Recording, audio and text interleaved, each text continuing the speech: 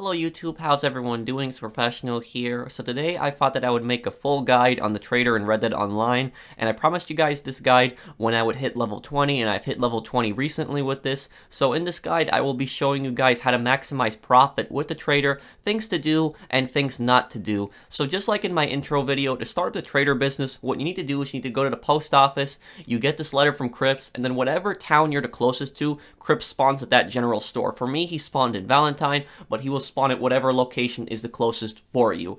And when you talk to Crips, he'll give you an offer to start the business. If you play on the PS4, this will be free. If you play on the Xbox One, this will be 15 gold bars. So get that, start up the business with him. Now, when you start up the business with Crips, you're going to notice it's very similar to an MC business in GTA. Very, very similar. Only difference is that there's not just one specific bar of supplies. There's materials and supplies, and both are technically supplies. But materials, starting out with them, basically what they are is they're any kind of hunting material. So if you have like pelts, animal parts, carcasses, those are materials. You need to donate those to Crips. Those you cannot buy those. You need to actually go out in the world and need to find those specific animals. It doesn't matter what animal it is, but some will give you more points than others. Now, when you hit level 11 with the trader, you will actually get more points in your materials section for perfect pelts and carcasses. Now, the question is, should you give Crips carcasses or should you give him pelts? Now, he will not take meat. Make sure you guys keep that in mind. He will not take meat.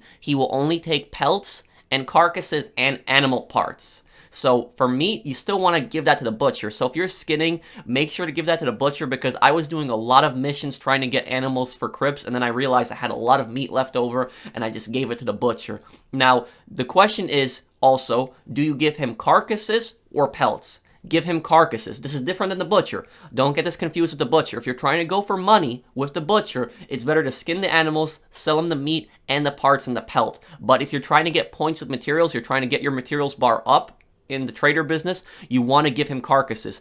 On the side here, you will always see how many points that carcass will give you. Now you guys see, I have the roll upgraded. I had the roll upgraded specifically for level 11, so my perfect pelts and my perfect carcasses, they get even more points. So you guys see the carcasses, they give you way more points than the pelts. So whenever you have an animal, make sure that you give him carcasses instead of giving him pelts. Now, I know what people are going to say. People are going to say, but I can only carry one carcass at a time. That's true on your horse. That's why you want to buy the hunting wagon. Now, the hunting wagon, you unlock that at level 10. You want to get that as soon as possible. So when you hit level 10, get that hunting wagon, and the hunting wagon is going to help you out so much. How the hunting wagon basically works is it's a big storage for your pelts and your carcasses.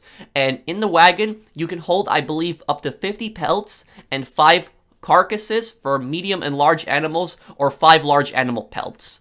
And how I would recommend doing this personally is I like to go hunting in the snowy region of the Amberinos up on the tall mountains in the Grizzlies. And the reason that I like this area is for a number of reasons. The first reason is there's very few people up here. I almost never see players up here. It's probably the most isolated part of the map. And the reason is because when you have a lot of people in an area, I notice the animal spawns tend to get messed up. So if you have a lot of activity in an area, the animal spawns are pretty bad. So that I don't really have a problem with up here. Second reason is this area has some pretty good animals. It has a lot of white-tailed deer, large elk, bighorn sheep, and third, if you are tracking animals, it's pretty easy to actually find them in this area because you don't even need eagle eye. You can just look at the snowy tracks and you can just catch them that way. So when you're up here, what I like personally doing is to make sure that I don't mess up on a pelt. To get a perfect pelt or a perfect carcass, what you need to do is you need to go for a heart shot or a head shot. But what I like to do is if I'm hunting one animal, just one animal, what I do is I lasso that animal. If it's like a deer or a medium animal, most of them you can lasso. You lasso them, and then all you basically do is you go up right next to them and you just take out the knife and you just kill them with the knife.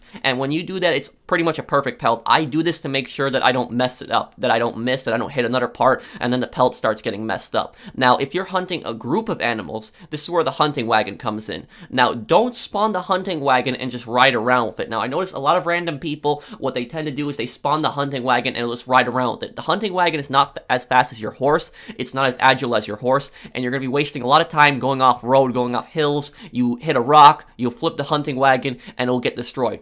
What I personally do, and it's been pretty successful for me, is I ride around on my horse, since it's more agile than the hunting wagon, and I try to find a large group of animals. Like right here, I found a group of bighorn sheep, and what I did was I took out my bolt-action rifle, because that's the gun that you're supposed to be using to get a perfect carcass or a pelt. Make sure you know what gun you're supposed to be using for each animal. It'll tell you when you aim at that animal and give you a little bit of information. For the bighorn sheep, in this case, it's the rifle. Now anyways, I'm aiming at all three of those bighorn sheep. I'm going to use Deadeye. I'm going to go for a headshot, because you go for a headshot, kills them in one shot, and it also ensures a perfect pelt or a perfect carcass. Now, I got 2 out of 3. I missed one, and then I went after that one, and I got him. Now, what I do at this point is I tell my horse to flee. So I tell my horse to leave the area, and I spawn the hunting wagon. Now, to spawn the hunting wagon, you gotta go in the interaction menu, you gotta go to stables, and then vehicles, and you spawn the hunting wagon. And if you're near a road, it will spawn there. Now, I'm warning people, sometimes the hunting wagon will not spawn. There's a glitch where it won't spawn. It just does that sometimes, but most of the time it's worked for me. Now, I spawn the hunting wagon right here on the road, and what I do now is I just collect all 3 sheep, and I just put it in the hunting wagon. This is a lot easier than me riding around the hunting wagon trying to find animals. I can find the animals quicker if I'm just on my regular horse. Now, what happens if you take out a group of animals, a large group of animals, and you're not near a road, and you basically want to put them in the hunting wagon? Now, what you can do in that case is take one carcass and put that on your horse.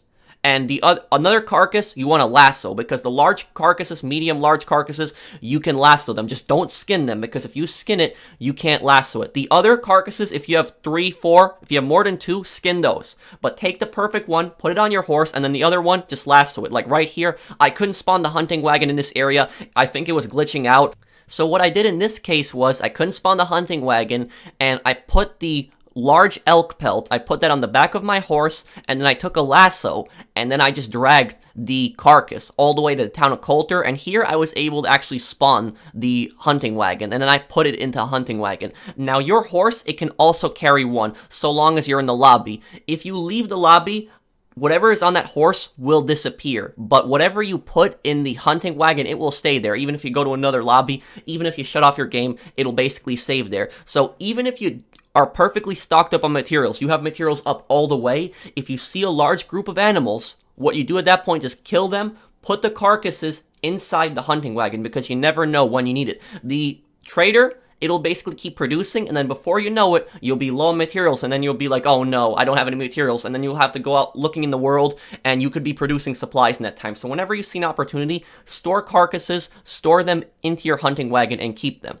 Now, how does the timer work for the trader? I tested it, and for the trader, basically, if you are full of materials, full on supplies, and you have continuous production, basically, it takes about 2 minutes for a unit to produce. 2 minutes. Roughly 2 minutes, 120 seconds for a unit to produce. There's 100 units max, and that would basically take about 3 hours 3 hours and 20 minutes to produce, I believe. So it's probably going to take longer than that. It's probably going to take about 3 hours and 40 minutes, probably more, maybe up to 4 hours. And the reason is because you're going to have to do resupplies in the meantime. Whenever you are low on supplies, you are going to get a notification from Crips, which actually brings me to my next point, supplies. Now, supplies were that second bar that I was talking about. Supplies are different. Now, supplies, you can purchase them. Similar to GTA, you can purchase them for $20. It will take roughly 10 minutes for them to be delivered, and they'll be there, and they'll be producing. Now, in GTA, I tell people to buy supplies, not to steal supplies, but here, I personally recommend stealing the supplies, at least early on. And the reason that I recommend stealing the supplies is because you get a ton of XP. A lot of XP for stealing the supplies. So, especially if you get the 4-bag mission, where you're stealing 4 bags of supplies, you will be getting about 500 XP per bag. So that would be close to 2,000 XP, around 2,000 XP, and if you have the Outlaw Pass, you'll actually be getting 25% more XP per each bag, so you'll be getting like 625 XP per bag. That is a ton of XP, so make sure to do these supply missions. When you get past level 20, I guess at that point it's up to you whether you want to buy the supplies or not if you don't want to deal with the resupply missions, but the resupply missions, they will also give you a little bit of material, so keep that in mind. So early on, I personally recommend stealing these bags, and here's another tip, guys. What I've noticed is honor does actually play a role, at least with the trader. Now, I thought that honor was useless. It was pretty useless before this update came out, but one thing that is actually pretty important here trader, at least from everything that I've seen, and a lot of my friends have also tested this, and we've tested it together.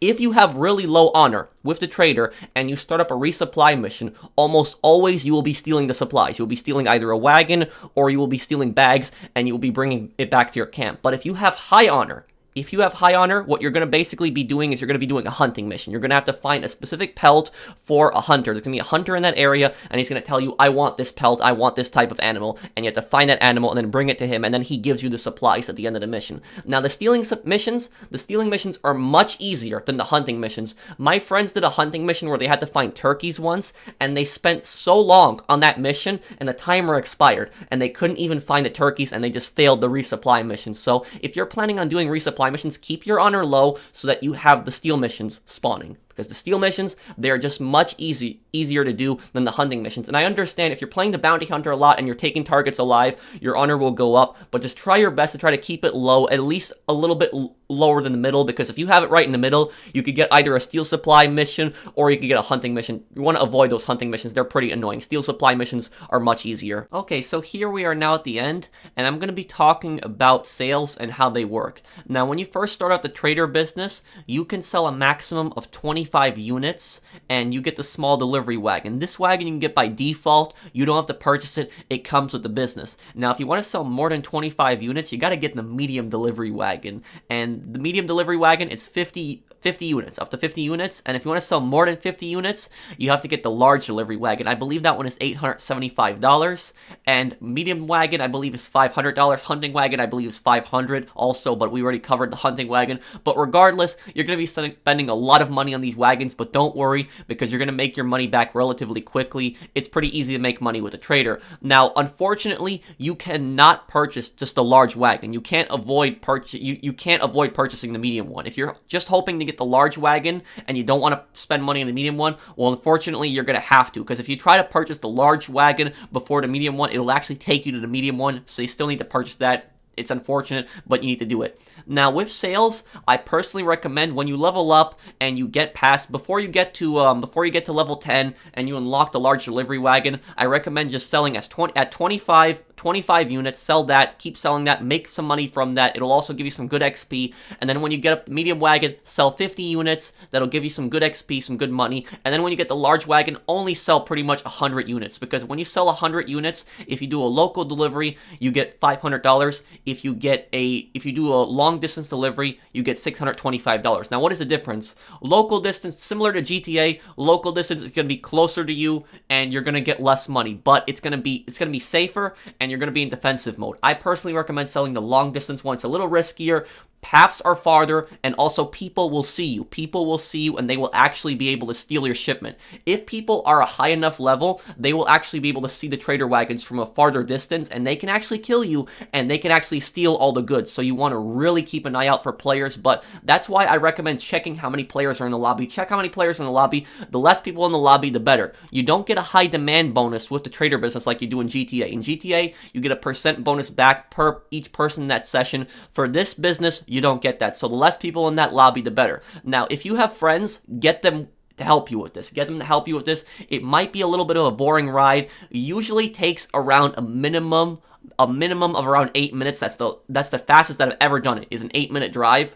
But maximum I've seen around 15, possibly even 20 minutes if you're really slow on it. It's going to be a pretty long ride. It might be kind of boring. And from what I've seen, there's two types of delivery missions. There's the first mission where it's deliver the goods, and that's it. Second mission where you deliver the goods, but there's going to be a ton of enemies spawning. You just kill them, and the mission is over. Now, for your friends that are helping you, you want to help people. If you are not even selling something, if somebody asks you, hey, can you help me sell my wagon? Help them sell it. And the reason is you get a ton of XP, but not only do you get a ton of XP, you get a ton of money. If you help somebody sell a small shipment of 25 goods, you get $39. If you help somebody sell 50 goods, you get about $93. And if you help somebody sell 100 goods, you get over $300.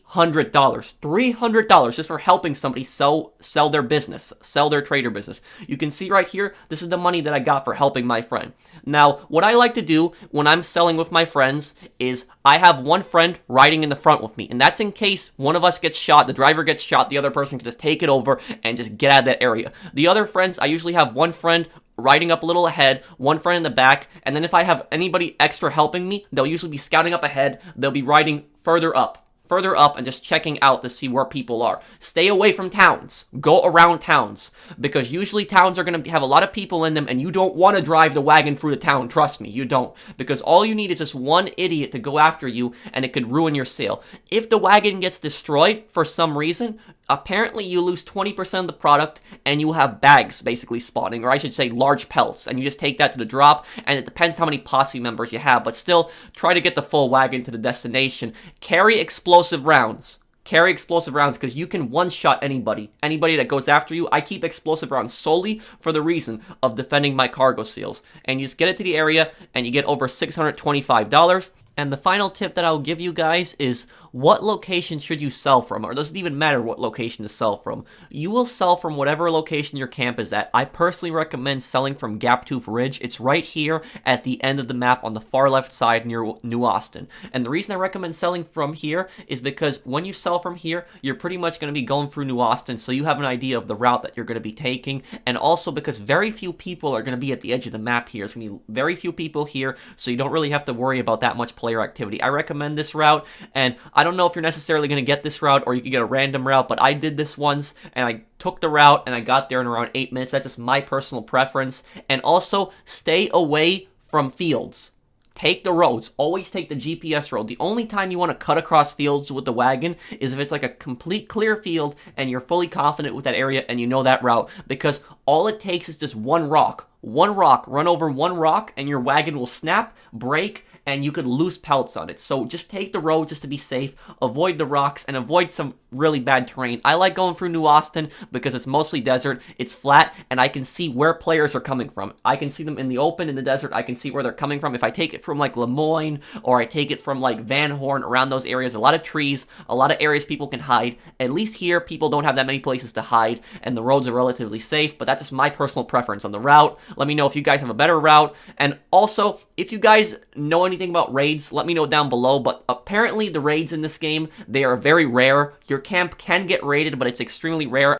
I've been playing the trader business for 9 days now, and I have not been raided, and I don't know one person that has been raided, so it's pretty rare. Let me know if you have been raided, what happens there exactly, but I wouldn't really worry about it too much. So that's pretty much it for my guide here. I hope that you guys enjoyed it. If you have any extra questions, comments, or concerns, let me know down below. I'll try to reply to as many people as I can. If you guys enjoyed the video, drop a like, and if you're new to my channel, enjoy my content, subscribe, and I'll see you guys in the next one. Take care, everyone.